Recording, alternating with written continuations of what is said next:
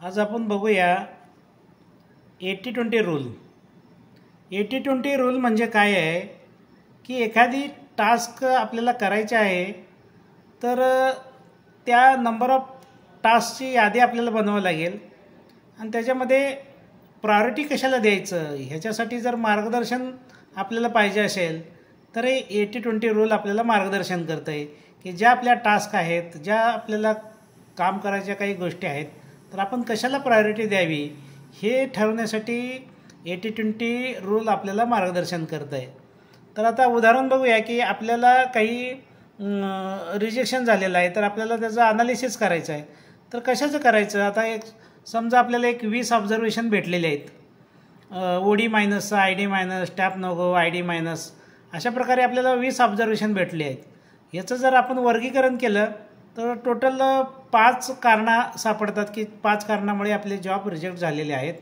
ID minus, OD minus, tap no go, OD oversize आणि chamfer oversize.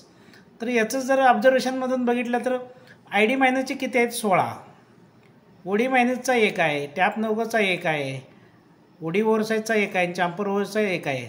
याचं percentage जर काढलं तर ID मायनसचे 80% आहेत आणि OD मायनस 5%, टॅप नो गो 5%, OD ओव्हरसाइज 5%, चॅम्पर ओव्हरसाइज 5%, अशा प्रकारे 100% ID मायनस हे 80% आहेत।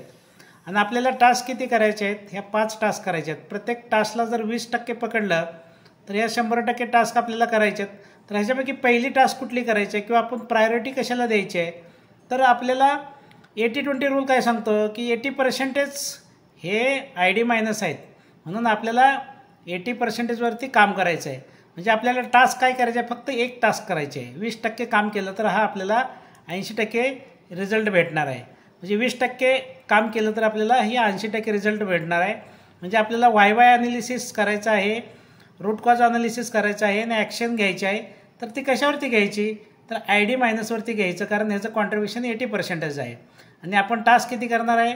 एकच करणार आहे। 20% टास्क झाली तर आपल्याला रिझल्ट हा 80% भेटणार आहे। अशा प्रकारे 80-20 रूल काय करतो की डिसिजन घेण्यासाठी आपल्याला मार्गदर्शन करतो की प्रायोरिटी कशाला द्यायची।